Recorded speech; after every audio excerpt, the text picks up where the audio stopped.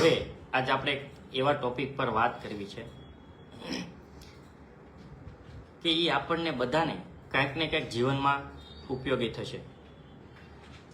એ પછી સામાજિક ક્ષેત્ર હોય, આર્થિક હોય, ધાર્મિક હોય, વ્યક્તિગત હોય કે પારિવારિક હોય. સૌથી પહેલા અત્યારે એક ચર્ચાની અંદર બહુ મોટો વિષય છે એપેસ્ટાઇન ફાઇલનો. આ ફાઇલની અંદર મોટા મોટા ઉદ્યોગપતિ હોય, રાજકારણી હોય, મોટા મોટા નેતા હોય, એ તમામનું નામ આ એપસ્ટાઇન ફાઇલની અંદર આવેલું છે. તો અત્યારે બે પક્ષ પડી ગયા છે. અમુક લોકો એવા છે કે એપસ્ટાઇન ફાઇલનો સપોર્ટ કરે છે, તો અમુક લોકો એમનો વિરોધ કરે છે. અમુક લોકો એને નૈતિક માને છે અને અમુક લોકો એને અનૈતિક માને છે. હંમેશા જીવનની અંદર લોકો બે ભાગની અંદર વહેંચાઈ જતા હોય છે. કોઈ પણ વિડીયો હોય અથવા કોઈ પણ પોસ્ટ જ્યારે રિલીઝ થાય ત્યારે મોટાભાગના લોકો બે વાતમાં વેચાઈ જાય: સાચું ને ખોટું શું, શુભ અને અશુભ શું. અને આની અંદર એટલા અંદર ગરી જાય કે નિર્ણય લઈ શકતા નથી. એક પક્ષ એવો છે કે હંમેશા અમુક લોકોને નિંદિત કરે છે, જ્યારે બીજો પક્ષ એ અમુક લોકોને સન્માન કરે છે. અને જેને સન્માન કરે છે ને એનો સમાજમાં સંખ્યા વધે એ માટે પ્રયત્ન પણ કરતા હોય છે. પણ પ્રશ્ન એવો થાય કે આખું જે એથિક્સ, જે આ નીતિશાસ્ત્ર એટલે શું સાચું અને શું ખોટું, એમના વચ્ચેની પાતળી ભેદરેખા, એને નૈતિકતા કહેવાય. કે શું કરવું ને શું ન કરવું એની વચ્ચેની જે પાતળી ભેદરેખા છે ને નૈતિકતા કહેવાય. તો પ્રશ્ન એવો થાય કે આ જે નૈતિકતા છે એનો આધાર શું, એની પાછળનું રહસ્ય શું? તો આપણને જાણીને આશ્ચર્ય થશે કે જે નીતિશાસ્ત્ર છે, જે એથિક્સ છે, એમનો આધાર છે અહંકાર.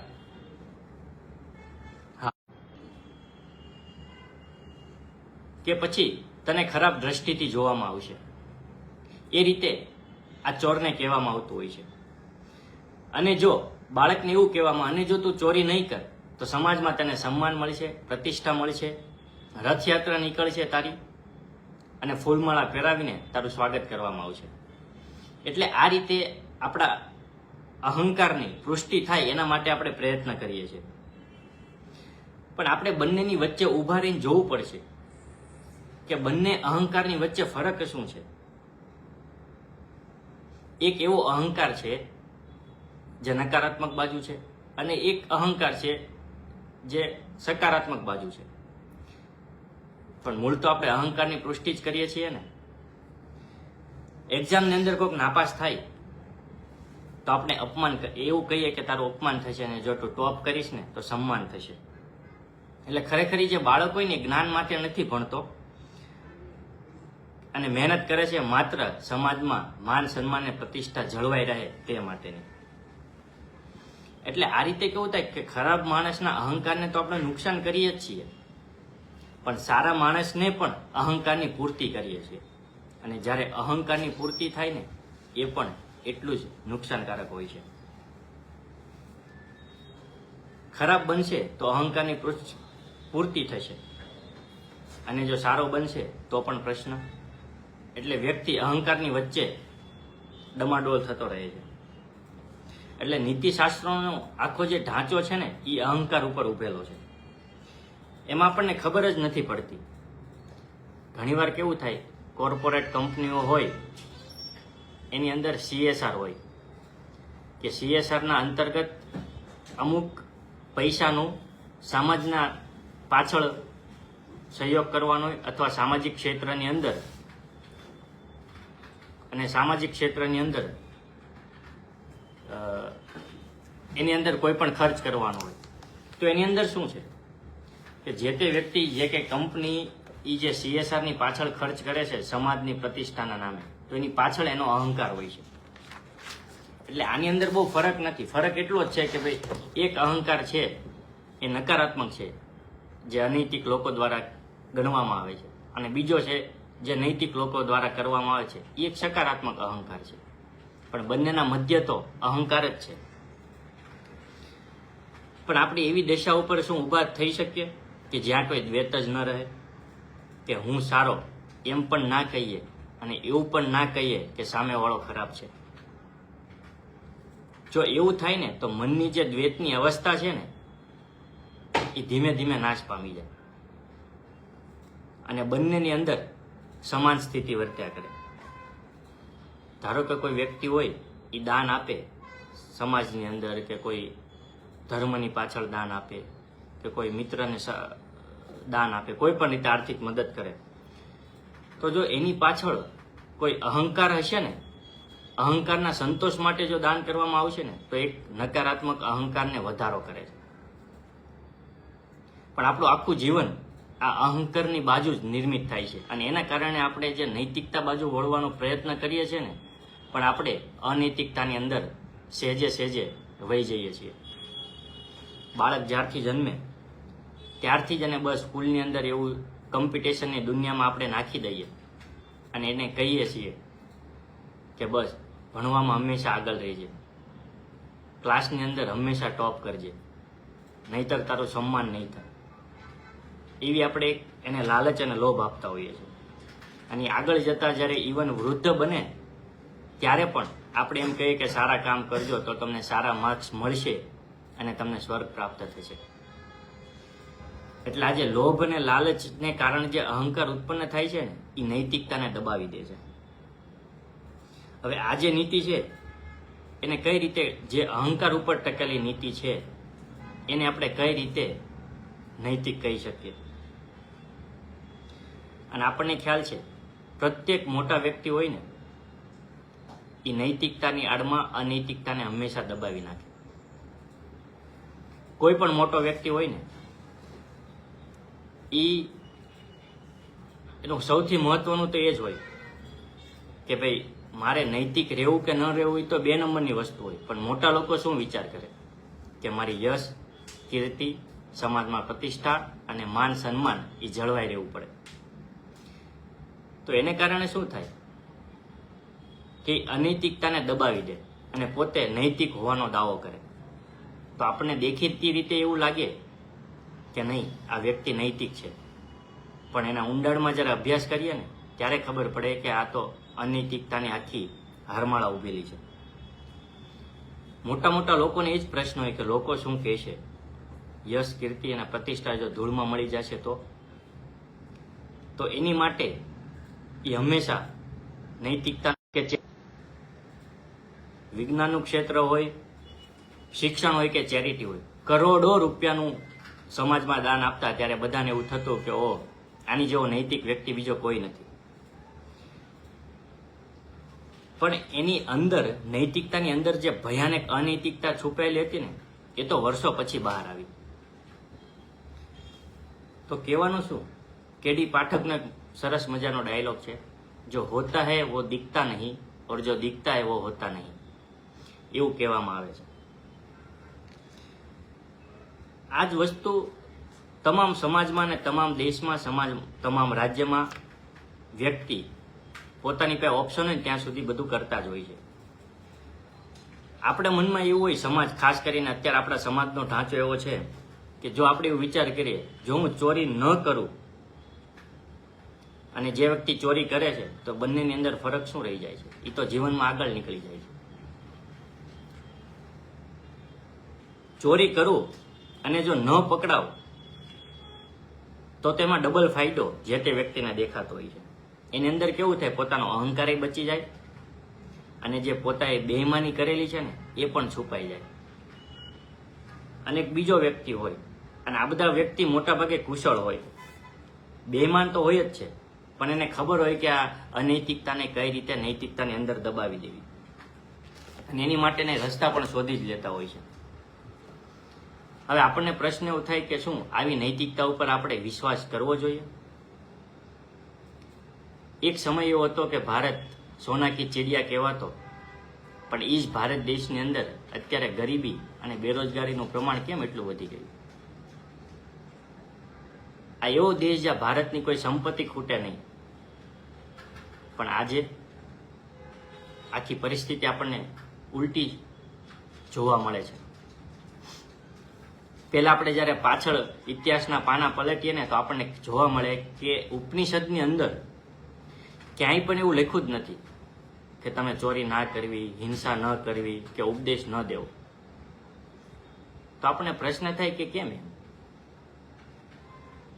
તો ઘણા એવું કહે છે કે ઈ જ સમાજની અંદર અનૈતિક લોકો જ નહોતા. ખરેખર અનૈતિકતા એ નૈતિકતાને એક જવાબ રૂપે ઉત્પન્ન થયેલી વસ્તુ હોય છે. ઘણી વસ્તુ આપણને ખ્યાલમાં નથી આવતી, પણ એ પણ આગળ એનાથી પણ આપણે આગળની વાત કરીએ ને, મજાની વાત તો એ છે કે નાસ્તિક પણ નૈતિક હોઈ શકે. અરે એટલું નહીં, આસ્તિક કરતા પણ ઘણીવાર નાસ્તિકની નૈતિકતાનું મૂલ્ય વધારે હોય છે. આપણને સમજવામાં થોડીક તકલીફ પડે એવું છે કે કેવી રીતે. તો આસ્તિકની જે નૈતિકતા હોય ને એની પાછળ પણ એના ઊંડાણમાં કંઈક લોભ હોય, સ્વાર્થ હોય કે પછી એક પ્રકારનો કરાર હોય. આસ્તિક દાન કરે છે તો એટલા માટે કે એને મનમાં એવું હોય કે નહીં, ભગવાન રાજી થશે અથવા મારા પુત્રનું ભવિષ્ય સારું થશે. એના અપેક્ષાથી દાન આપવામાં આવે છે ને તો એ અહંકારને વધારો કરે છે. પણ જે નાસ્તિક વ્યક્તિ છે એ તો નથી માનતો ઈશ્વરમાં, નથી માનતા પુનઃજન્મની અંદર, કે નથી ગણાતો એક્સ્ટ્રીમમાં, નથી માનતા કે પાપ પુણ્યને પણ. તો એ વ્યક્તિ જ્યારે રોડ પરથી પસાર થાય અને રસ્તા ઉપર કોઈકનું એક્સિડન્ટ થયું હોય ને એક વ્યક્તિ જો એને લોહી લુહાલ પડ્યો હોય ને તો કોઈ પણ વિચાર કર્યા વગર તરત એને સારવાર માટે લઈ જાય ને તો એની નૈતિકતા સર્વોચ્ચ ગણાય, એનું મૂલ્ય વધી જાય. કારણ કે એની નૈતિકતાની પાછળ કોઈ ઉદ્દેશ્ય જ નથી. નથી કોઈ ઈશ્વર સાથે કરાર, નથી કોઈ આશા, અપેક્ષા, આકાંક્ષા. તો નાસ્તિક લોકોની જે નૈતિકતા છે ને એનું મૂલ્ય વધી જાય છે. નાસ્તિક લોકો હોય એની અંદર હુંપણાનો ભાવ હોતો જ નથી અને નીકળી જાય છે. એ ખાલી એટલું જ વિચાર કરે છે કે બસ હું આ કામ કરવામાં ખુશ છું એટલા માટે હું આ કામ કરું છું.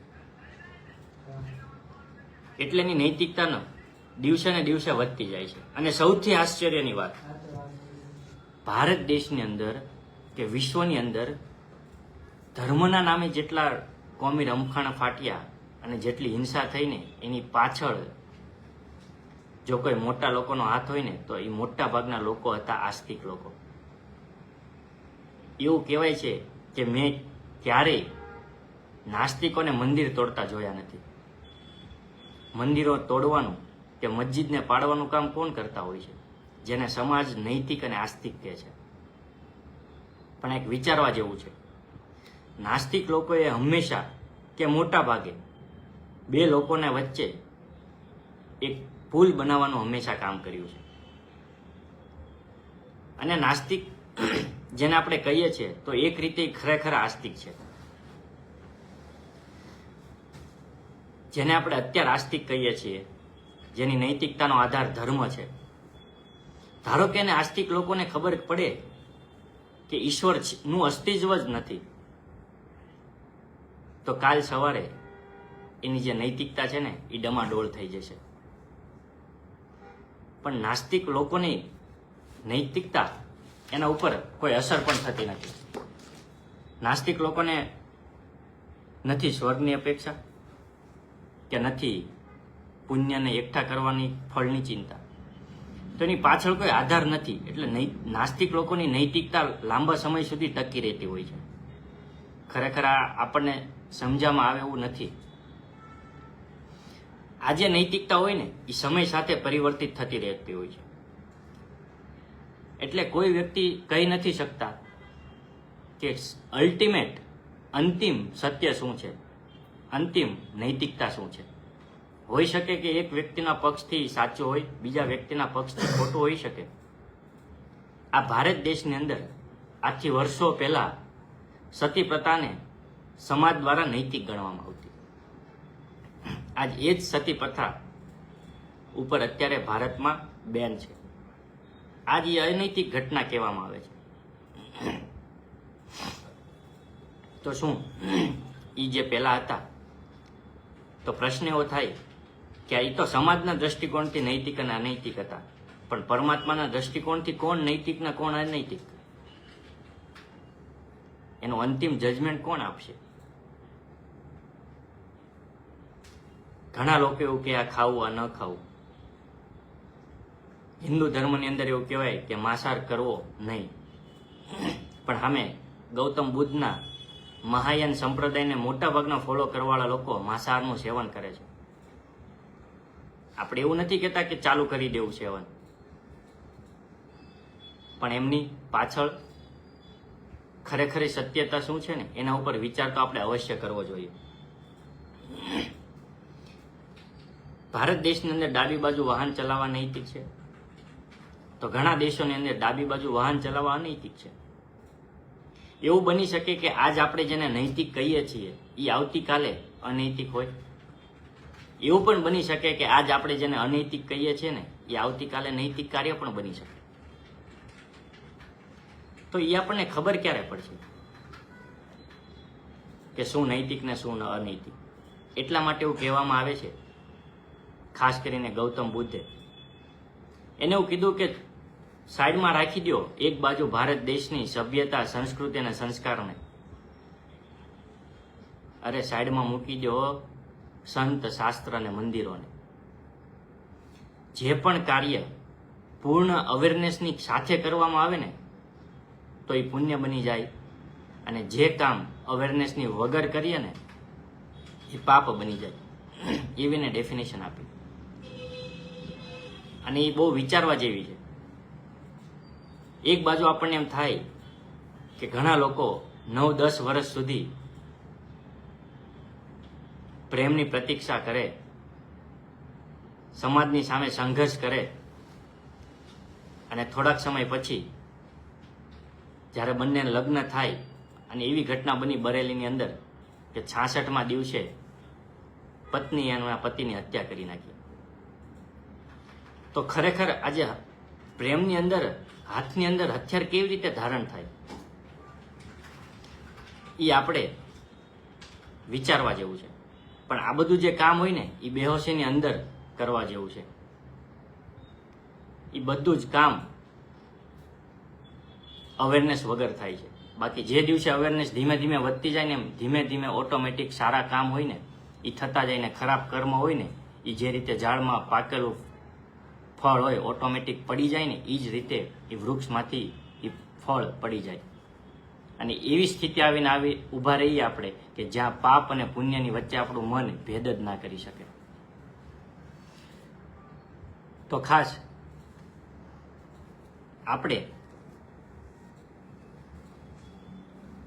નૈતિકમાં આપણને સુખ લાગે, જ્યારે પણ કોઈ પણ કામ કરીએ નૈતિકતાનું, તો બસ આપણને આનંદ થાય અને આપણને સુખ જેમાંથી મળે એને આપણે નૈતિક ગણીએ તો પણ ચાલે.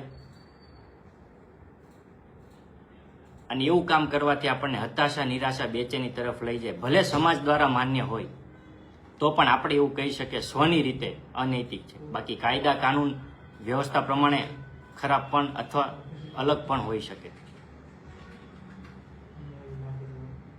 તો આપણને પ્રશ્ન એવો થાય કે શું આવી નૈતિકતા અને અનૈતિકતાને કારણે આપણે જીવન ચલાવીએ?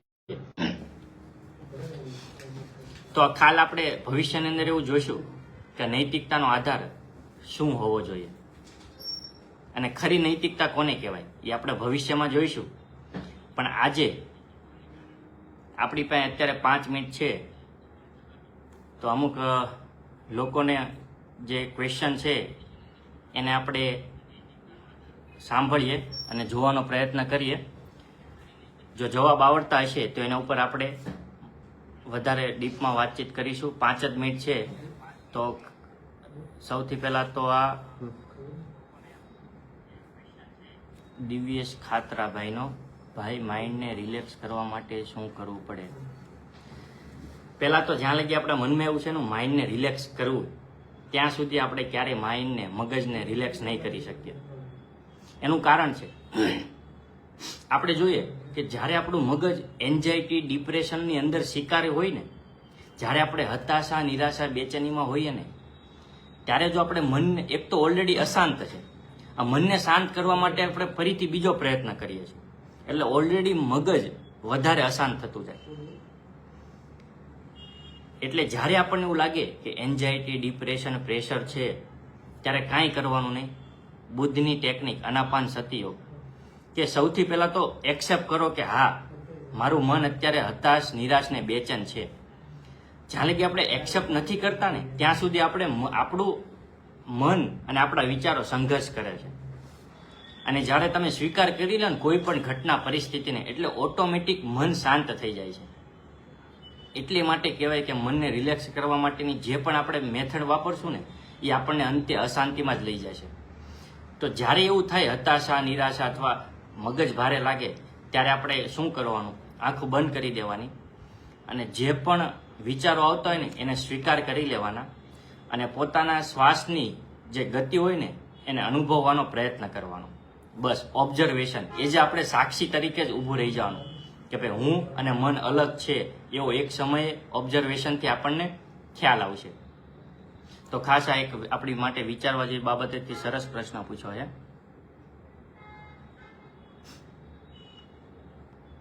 તો મને લાગે દિવ્યેશભાઈ આ તમે ટ્રાય કરશો, ભવિષ્યમાં કોઈ પણ વ્યક્તિ આ ટ્રાય કરે ને ત્યારે આપણને અનુભવાશે. અને આપણે બધા એવું શીખવાડવામાં આવે કે મગજ જ્યારે રિલેક્સ ન હોય ત્યારે પ્રાણાયામ કરવા, યોગા કરવા. હું તો એમ કહું કે એ વખતે આપણે ધ્યાન કરશું ને તો ધ્યાન પણ નહીં કરી શકીએ, કેમ કે મન અશાંત છે. એક તો ઓલરેડી અશાંત છે ને શાંત પાડવું એ વધારે અશાંતિમાં નાખશે. એટલે સૌથી પહેલા કે જે છે એને સ્વીકાર કરી લો, આંખો બંધ કરીને માત્ર ઓબ્ઝર્વેશન કરો પોતાના થોટને. એટલે ધીમે ધીમે ધીમે આ જે મોજા સાગરોમાં ઉડલે ને, ઉત્પન્ન ઊભા થાય ને એક સમય નીચે બેસી જાય. બસ એ રીતે એકદમ શાંત થઈ જશે.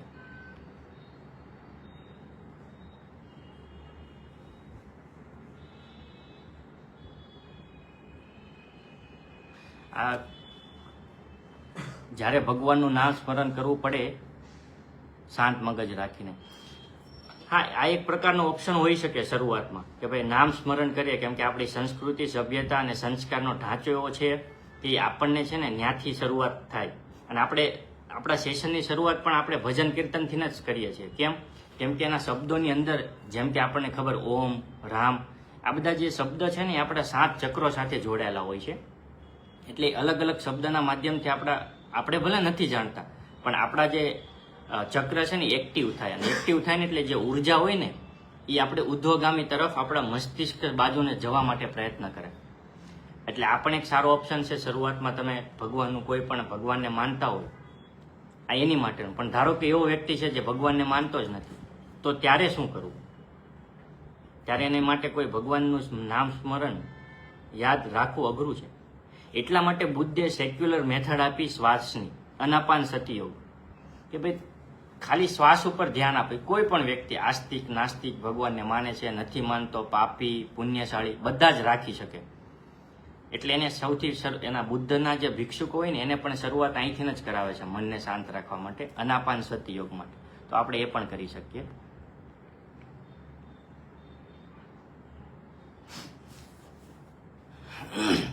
તો ખાસ હવે જેને વિશેષ વધારે પ્રશ્ન હોય તો એ મને પર્સનલમાં આપણે મેસેજ કરજો અથવા કોલ કરજો, એની અંદર આપણે વિશેષ વાત કરીશું. પણ હવે આપણે ડાન્સની અંદર જોડાવાનું છે. એવું કહેવાય કે જે વ્યક્તિ ખુલીને ડાન્સ કરી શકે ને એ ખુલીને જીવન પણ જીવી શકે. ઘણીવાર આપણને સમાજનો ભય આપણને સતાવતો હોય કે ભાઈ લોકો શું કહેશે, શું નહીં કે, હું કેવો લાગીશ, જેને જે લાગવું હોય. પણ ડાન્સ એક નૃત્ય વર્ષોથી એક પરંપરા રહી છે અને સૂફીની અંદર તો નૃત્યનું બહુ જ મહત્વ છે. તો ખાસ પોતાની અનુકૂળતા અનુસાર જે વ્યક્તિ જે જગ્યાએ હોય ત્યાં ડાન્સ કરી શકે છે. અને ડાન્સ જેવો પતે એટલે તરત જ આપણે આંખો બંધ કરીને પોતાના શ્વાસ ઉપર ધ્યાન આપીશું અને મનના વિચારોને ઓબ્ઝર્વ કરવાનો પ્રયત્ન કરીશું. તો કોઈ પણ પ્રકારની શરમ કે કોઈ પણ પ્રકારની ચિંતા વગર સ્વની અંદર જોડાવાનું રહેશે. જ્યારે પણ આપણે ડાન્સ કરીએ ને એટલે વિજ્ઞાન પ્રમાણે ડોપામાઇન પણ રિલીઝ થતા હોય છે, જે આપણને એક આનંદની અંદર લઈ જાય. તો અત્યારે બેકગ્રાઉન્ડની અંદર મારી લાઇટ પણ ધીમે ધીમે બંધ થઈ જશે. તો ખાસ આપ સૌને નમ્ર વિનંતી છે કે જ્યાં હોય ત્યાં પોતે ડાન્સની અંદર જોડાય.